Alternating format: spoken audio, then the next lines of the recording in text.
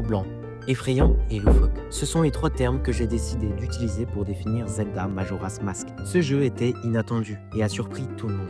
Mais alors pourquoi la licence Zelda prendrait un aussi gros virage alors que leur thème de base était parfait? Comment cela a pu se produire et surtout comment ce Zelda procède pour instaurer cette ambiance pesante? Nous allons répondre à toutes ces questions dans cette vidéo, alors installez-vous confortablement et place au spectacle.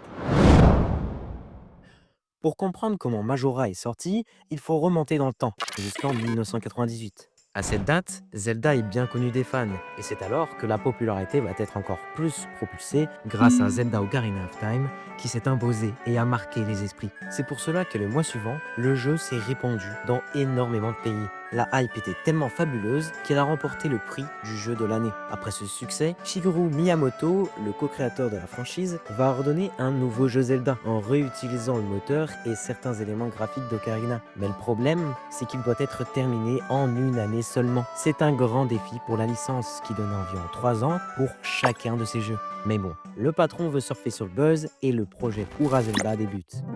Cette extension devait réarranger les donjons d'Ocarina, être plus difficile, donner une autre expérience, mais beaucoup de choses ont produit l'annulation, comme le big flop de la 64DD, une vieille console qui aurait dû faire fonctionner notre nouveau Zelda. En plus de ça, on a eu Eiji Aonuma, faisant partie de Nintendo, critiquant le choix de refaire des niveaux similaires, et bien évidemment un délai inatteignable. C'est à ce moment-là que les développeurs décident de tout changer, en étant seulement 40 à travailler. Mais ce nombre posera évidemment des problèmes de surcharge de travail. Des heures obligatoires seront installées. Les devs ont même placé des plaintes de surcharge de travail dans certains dialogues cachés du jeu. Finalement, le jeu a demandé 15 à 18 mois de développement. C'est le 27 avril, en l'an 2000, qu'il sort au Japon, pour se répandre dans tous les autres pays sur la Nintendo 64.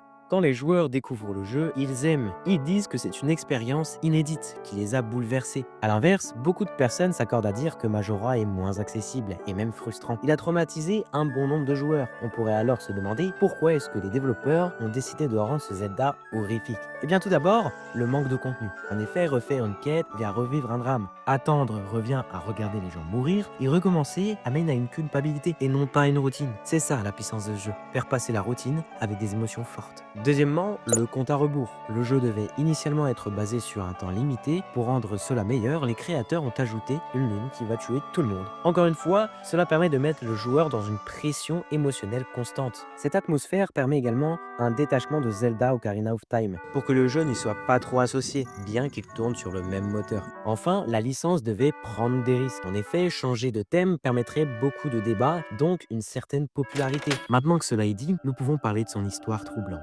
Alors la voici. Après l'épique combat contre Ganon dans Zelda Ocarina of Time, Link décide de quitter Hyrule. Il va chercher Navi, sa fille qu'il avait quittée à la fin de son aventure. Lors de sa recherche, il va se faire violemment attaquer par Skull Kid. Link, se relevant, remarqua que cet enfant portait un mystérieux masque. Dans son élan d'agressivité, Skull Kid va voler Epona, le cheval de Link et Ocarina du Temps. Link va alors chuter brutalement dans un gouffre et se retrouve dans un monde parallèle. Termina.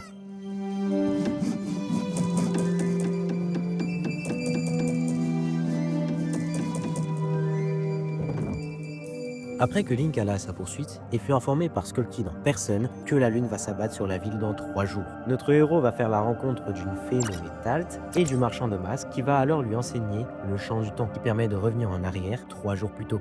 Sous l'influence du masque, l'enfant va enfermer 4 géants et libérer 4 entités destructrices dans chaque région. Link devra vaincre les 4 monstres et libérer les géants pour éliminer le masque de Majora. Ok, l'histoire est fascinante et bien foutue. Mais ce jeu ne serait rien sans son ambiance flippante. Alors voyons comment le jeu fait pour installer cette atmosphère. Pour commencer, nous allons parler des masques. Ils sont si étranges, à chaque fois que Link en positionne un sur son visage, il crie de douleur, comme s'il l'aspirait dans l'intérieur. Concrètement, ces masques proviennent de personnes mortes, donc notre héros utilise les pouvoirs d'une personne décédée. C'est vachement flippant. Un autre point permettant la sensation horrifique est bien évidemment la lune, qui sera là quand vous allumerez le jeu et quand vous l'éteignerez. Il est toujours présent. Elle rappelle le destin tragique du monde, mais le plus inquiétant, c'est bien son expression. Car aussi étonnant que cela puisse paraître, la lune détient un visage arborant une expression des plus dérangeantes. La musique est folle dans ce Zelda. Elles ont cette vibe et le détail que je trouve dingue, c'est qu'au fil des 3 jours, les musiques s'accélèrent de plus en plus, ce qui nous presse dans notre gameplay de manière inconsciente. Et pour moi, la musique, elle fait 30% du jeu vidéo. Vraiment, je n'y rigole pas. On retrouve aussi les combats de boss qui sont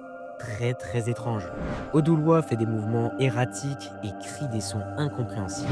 Goth est une machine vivante incontrôlable. Georg est un prédateur aveugle et brutal. Et Thunmold est seulement une créature démesurée et inhumaine. Tous ces boss n'ont pas d'histoire. Ils vivent comme des anomalies et cela permet d'instaurer un malaise. Beaucoup de jeux d'horreur se contentent de jumpscares, de violences sanglantes et même de monstres terrifiants. Mais Majora nous fait peur en étant structurel et en nous plaçant dans une position inconfortable. On dirait que le jeu utilise des techniques psychologiques tellement elles sont puissantes.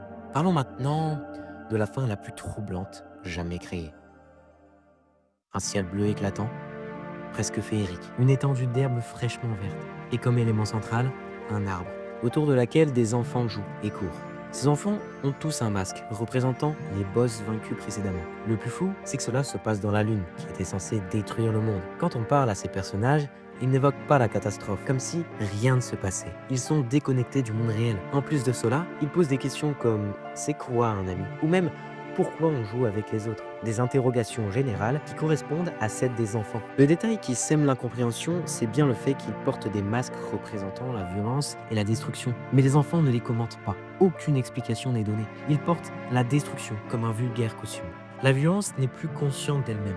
Aucune émotion n'est divulguée par ces enfants. Ils nous donnent l'impression qu'ils essayent d'imiter le langage humain. C'est très troublant pour une fin d'un Zelda. Pour savoir d'où il vient, on a plusieurs théories, mais je vais vous donner la plus logique et la plus probable. En fait, cet endroit serait un endroit psychique qui n'existe pas physiquement. Elle appartiendrait au masque de Majora, mais pas seulement, car la pensée de Skull Kid aurait en quelque sorte influencé celui du masque. C'est de là que proviendraient les enfants et leur grande envie de jouer. Un détail en plus serait le fait que les enfants sont tous le vendeur de masques, ce qui s'assimilerait à la pensée du masque. Cette première zone serait donc un mélange des deux personnages. On serait alors rentré dans sa tête par une raison que l'on ignore encore aujourd'hui. Malgré les énormités de théories, tout se repose sur des hypothèses et n'est pas vraiment crédible. Le mystère ne sera donc jamais résolu. C'est ce que j'adore avec ce jeu. Il nous laisse dans l'incompréhension. On a envie d'en savoir plus, malheureusement on ne saura rien du tout. Je pense qu'une vidéo sur Majora's Mask où je parle de toutes les théories possibles serait vraiment très intéressante. Alors dites-moi en commentaire si vous voulez la voir, et sinon moi je vous dis à plus puisque c'est la fin de la vidéo. Et j'aimerais vous remercier pour l'avoir regardé et